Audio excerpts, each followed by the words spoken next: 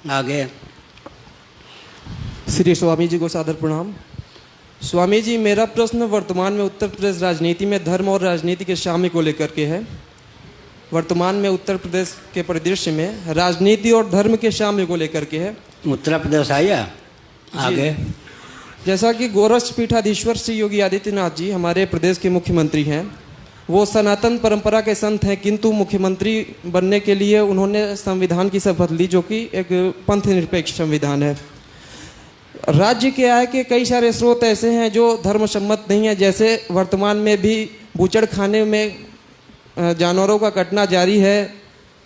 आबकारी से जो आय होती है वो सर्वाधिक आय आती है प्रदेश में। शराब को पीने के बाद गली मोहल्ले में स्त्रियों के साथ छेड़खानी होता है, कई सारी चीज़ें होती हैं।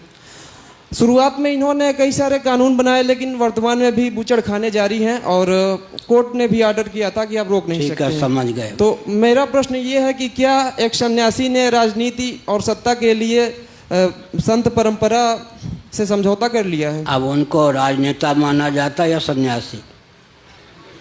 सुनो सुनो, वो जिन आदित्यनाथ योगी जी मेरे बड़े लाडले प्यारे हैं, कोरोना के अवसर पर अभी नहीं आए, हर वर्ष एक बार आते थे। और मैं यहाँ था तो मेरे पास जब वो मुख्यमंत्री नहीं थे, जहाँ मैं ठहरा था, लगभग आध घंटे नीचे बैठकर मैं थोड़ा संकेत करता हूँ। मोरारजी देसाई का नाम सुना है? जब भारत परतंत्र था, सुन रहे हैं ना आप लोग? मोरारजी देसाई ने कहा कि भारत स्वतंत्र हो, स्वतंत्र होते ही कलम की एक नोक पर गोहत्या के कलंक को मिटा देंगे। दैव योग से स्वतंत्रता संग्राम में भाग लेने वाले मनीषियों, बहादुरों, शूरों की कृपा से देश स्वतंत्र हुआ। कालक्रम से मोरारजी देसाई प्रधानमंत्री बने। मैं शंकराचार्य नहीं था, तब की घटना है, लेकिन मैं अभियान में सम्मिलित।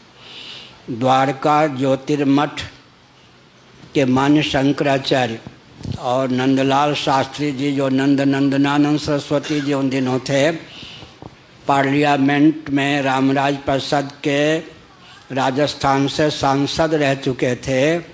वे तीनों मोरारजी देसाई के पास गए। गोरक्षा की भावना से आप अपने उन वाक्यों को याद कीजिए जिन वाक्यों को आप बोलते थे परतंत्र भारत में।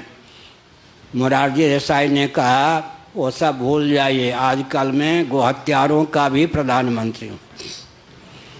जो देसाई जी कहते थे कलम की एक नोक पर गोहत्या के काले कलंक को मिटा देंगे, भारत स्वतंत्र होने दीजिए, उन्होंने मान्य दो शंकराचार्य और एक शंकराचार्य के समान ही योग्य नंदनानंद सरस्वती जी से कहा, उन बातों को भूल जाइए, अब मैं कसाईयों का भी प्रधानमंत्री हूँ।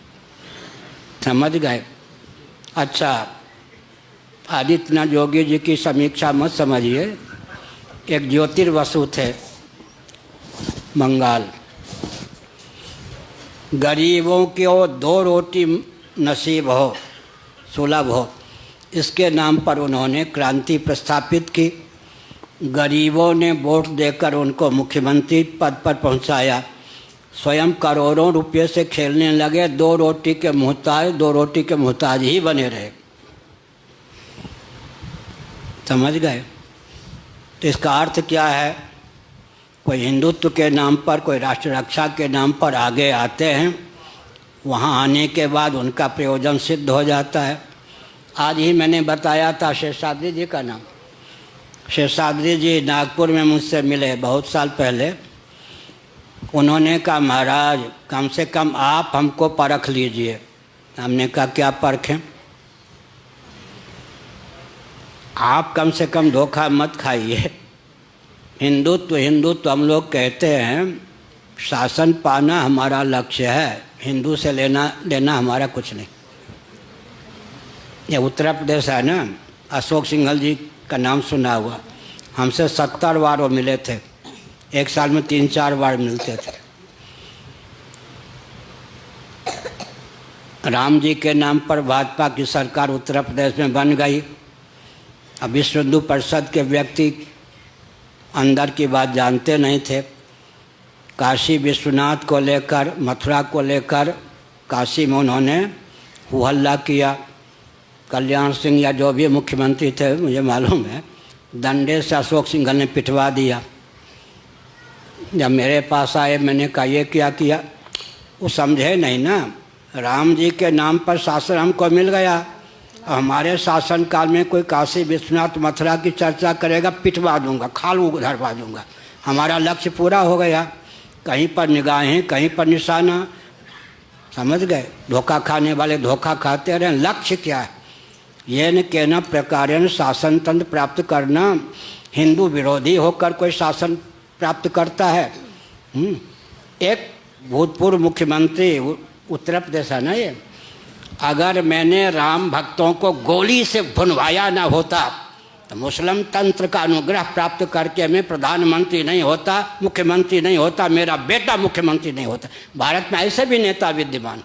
अगर मैं राम भक्तों को गोली से भुनवाया ना होता तो उपहार में मुस्लिम तंत्र मुझे मुख्यमंत्री नहीं बनने देता। इतने समय तक मैंने राज्य किया मुसलमानों के अनुग्रह से। यह स्वतंत्र भारत है क्या? नेताओं की स्थिति तो ऐसी है। इसलिए अपने दायित्व का निर्वाह करें, राष्ट्र के शोधन का उचित मार्ग प्रशस्त करें। कहीं ऐसा ना हो आज आप हिंदुत्व को लेकर प्रश्न कर रहे हैं, कल अगर एमएलए एमपी मंत्री हो जाएं तो आप भी उसी लाइन पे चलने लगे। आगे